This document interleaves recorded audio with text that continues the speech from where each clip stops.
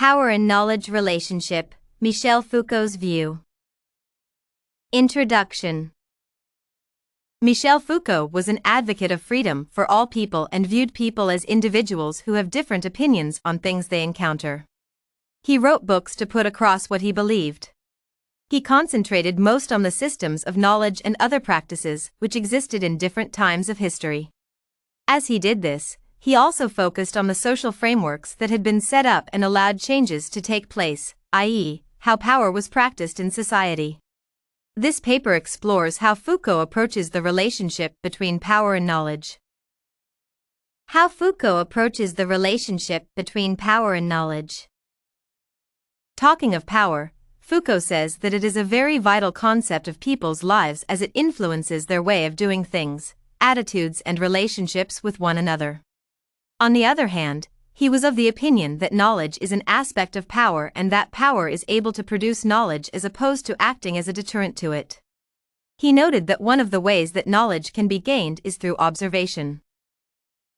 His strong conviction was that power and knowledge were not different entities as perceived by many, and this belief led him to write the two as knowledge/power, meaning that he could use them interchangeably. He is quoted as saying that when knowledge and power are used together, they not only have the effect that truth alone would have but also exude the power to become the truth. The application of knowledge in the world causes an effect where it is applied, and this can, therefore, be referred to as truth. Knowledge, therefore, can be used to put forth measures to ensure that people's conduct is regulated. He strongly believed that power was not constrained to a particular place or with a specific person but existed everywhere, and also its source is everywhere.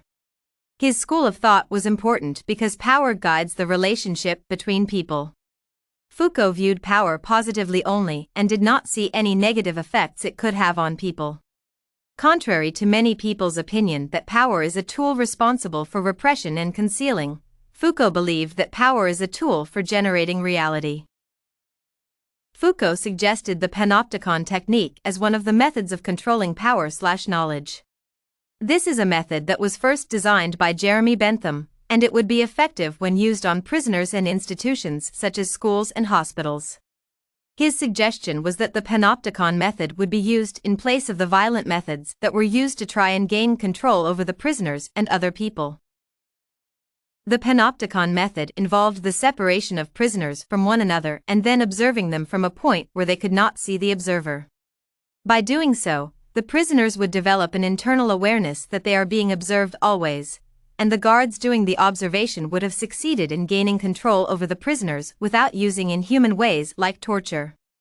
Using the Panopticon model, Foucault was able to look into the relationships that exist between people in authority and their subjects and also explore the concepts of power and knowledge.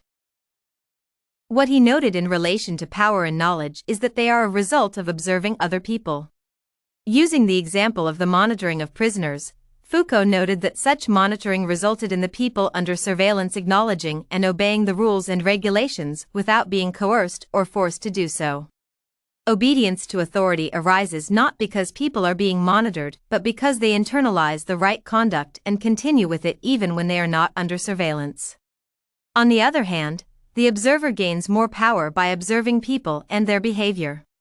The knowledge they gain from their observation strengthens their power over the people under observation.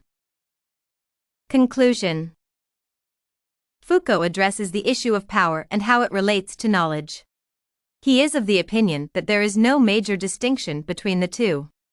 He further uses the Panopticon method suggested by Jeremy Bentham to show how one can gain control over people through observation.